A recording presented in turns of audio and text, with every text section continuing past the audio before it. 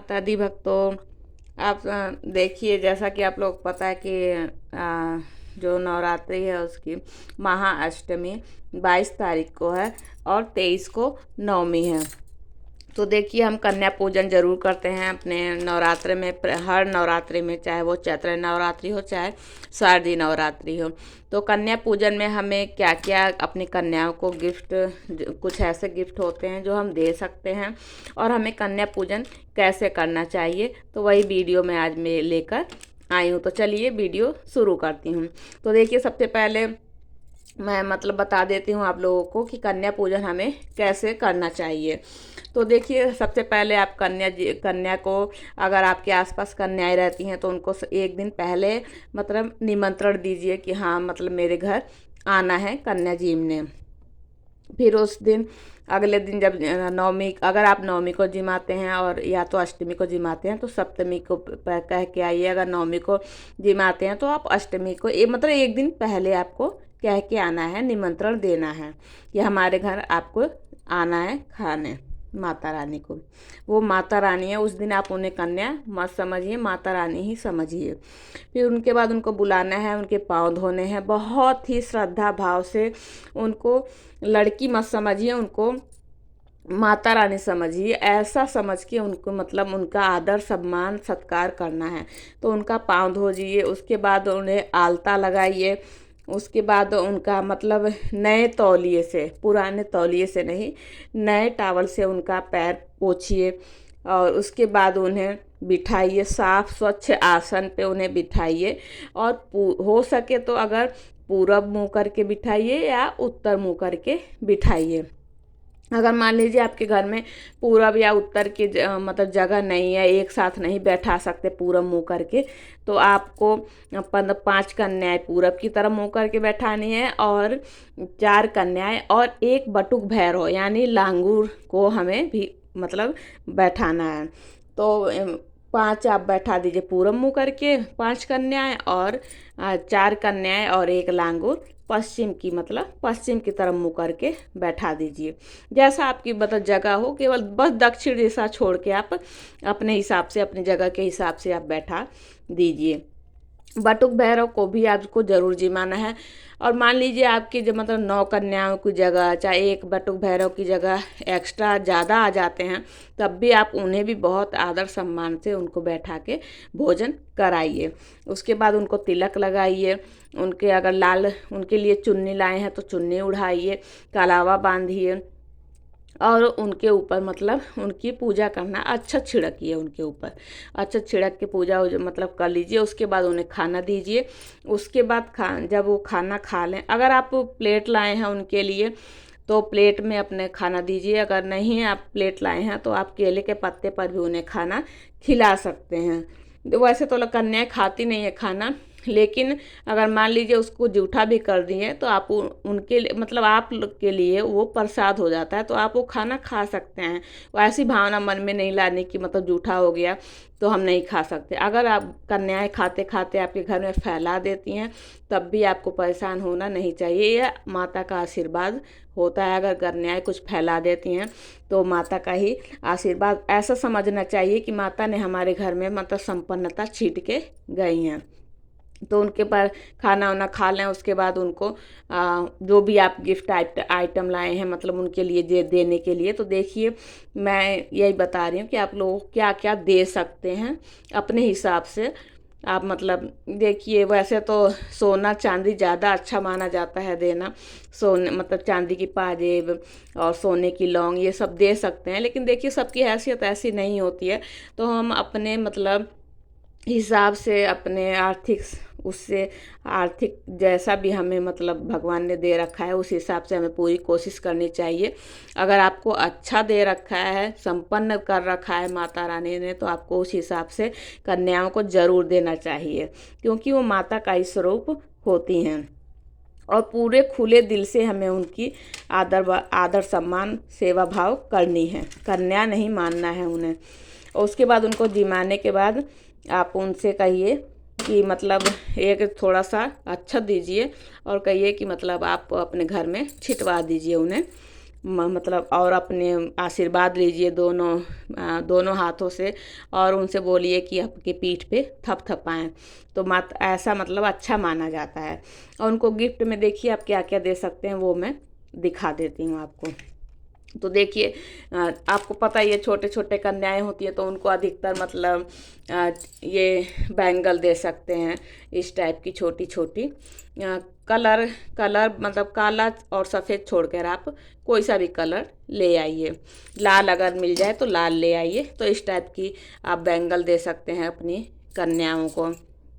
उसके बाद देखिए आप मतलब देखिए इस टाइप की मतलब कोई भी कलर चल जाएगा।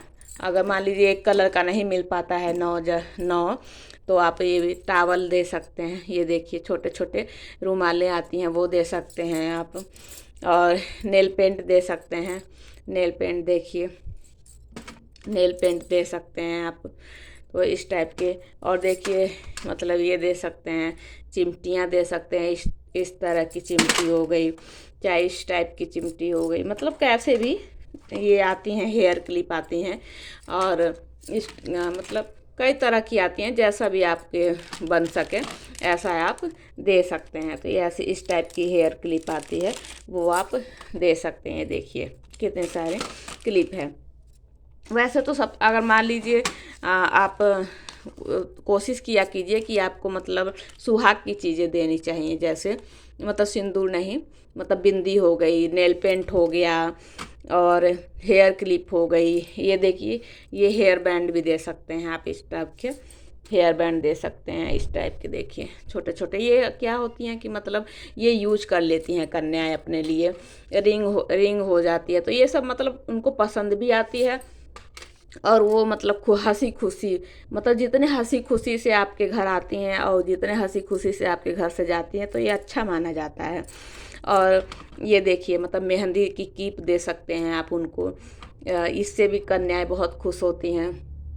और देखिए मतलब पाउडर दे सकते हैं, छोटे छोटे पाउडर आते हैं, तेल आते हैं, ये सब आइटम मतलब ये सब चीज़ें क्या है कि ये हमारे श्रृंगार में आती हैं।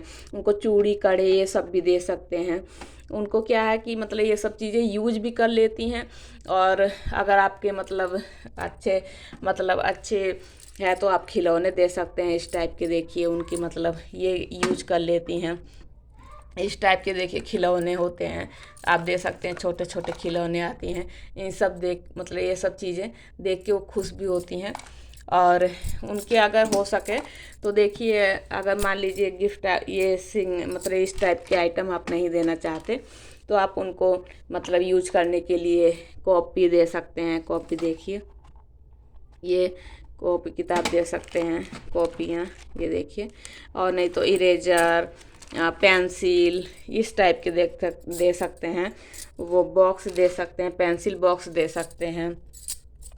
और मतलब कोशिश किया कीजिए देखिए कि मतलब इस टाइप की जो प्लास्टिक की जो कटोरियाँ आती हैं ना, इस टाइप की आप मतलब कोशिश किया कीजिए कि मतलब प्लास्टिक की चीज़ें उन्हें ना मतलब इग्नोर कीजिए। प्लास्टिक की जो चीज़ें होती हैं वो हमें नहीं देनी चाहिए अपनी कन्याओं को, अपनी माता रानी को। तो आप कोशिश किया कीजिए कि सबसे पहले तो कोशिश यही कीजिए कि उन्हें श्रृंगार का सामान दीजिए।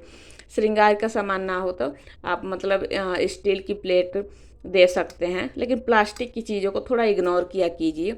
हाँ उन्हें लंच बॉक्स दे सकते हैं, लंच बॉक्स क्योंकि उनके यूज आ जाता है। तो इस टाइप की चीज़ें आप अपनी कन्याओं को दे सकते हैं। तो और देखिए सबसे उसके बाद ये सब मतलब उनको जो भी गिफ्ट लाए हैं वो सब देने के बाद उन्हें उसके बाद आप आशीर्वाद लीजिए। और मौसमी फल ज़रूर दीजिएगा उन्हें, केला और सेब। हो सके तो दोनों दीजिएगा, ना हो सके तो केला तो ज़रूर दीजिएगा, क्योंकि केला जो होता है भगवान विष्णु को बहुत प्रिय होता है। और माता रानी के साथ साथ हमें भगवान केला देने से भगवान विष्णु जी का भी हमें आशीर्वाद मिलता है। और दक्षिणा देना बिल्कुल मत भूलिएगा, जैसे माता रानी ने आपको दे रखा है, जैसी हैसियत दे रखी है आपको। अगर 10, 20, 21 से बढ़ के 50, 100 तक की अगर हैसियत दे रखी है तो अपनी हैसियत के हिसाब से जैसा माता रानी ने आपको दे रखा है उस हैसियत के हिसाब से आप उन्हें दक्षिणा भी ज़रूर दीजिएगा। ये नहीं कि हाँ मैंने ये सब दे दिया गिफ्ट विफ्ट, तो पैसे देने की ज़रूरत नहीं। हम ब्राह्मण भोज या कन्या भोज जो भी किसी को भी अगर खाना खिलाते हैं तो हमें दक्षिणा ज़रूर देनी चाहिए। और उसके बाद देखिए मतलब जैसे आजकल चल गया है कि हमें बाहर की मतलब चीज़ें दे सकते हैं, दे देते हैं कि चिप्स ले आए वो दे दिए, फ्रूटी लाए वो दे दिए। ये सब चीज़ें हमें इग्नोर करनी चाहिए, ये सब चीज़ें हमें बिल्कुल नहीं देनी चाहिए। बच्चे को कन्याएं खुश तो हो जाती हैं, लेकिन ये हमारे लिए, हमारे घर परिवार के लिए अच्छा नहीं माना जाता है। तो आप ये सब चीज़ें बाहर की जो चीज़ें होती हैं वो इग्नोर कीजिए, उसे मत दीजिएगा। ये सब अच्छा नहीं माना जाता है, क्योंकि वो हमारी कन्याएं हैं, माता रानी हैं। तो और बाकी उसके बाद देखिए, हाँ एक सवाल और भी होता है कि जैसे कन्याएं जैसे जाती हैं लोग समेटने लगते हैं, मतलब अगर फैल जाता है तो कई लोगों को सफाई के कीड़ा होती है कि नहीं तुरंत अपना कन्याएं गई, लो जी चलो सफाई कर। ये ऐसा बिल्कुल नहीं करना है आप लोगों को। आपके घर में वो संपन्नता छीट के जाती हैं, उसको बिल्कुल समेटना नहीं है। हाँ बहुत आप मान लीजिए एक ही रूम है, एक ही जगह है, थोड़ी सी छोटी सी जगह है, तो थोड़े देर बाद 1-2 घंटे 3 घंटे बाद ही आप उसे समेटिएगा। चद्दर उद्दर बिल्कुल जैसा छोड़ के जाती हैं ऐसे रहने दीजिएगा। 1-2 घंटे बाद ही आप इसको समेटिएगा।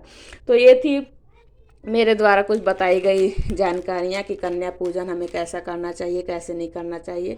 तो आप लोगों को वीडियो कैसी लगी हो प्लीज़ कमेंट में जय माता दी ज़रूर लिखिएगा, और ये भी बताइएगा वीडियो कैसी लगी।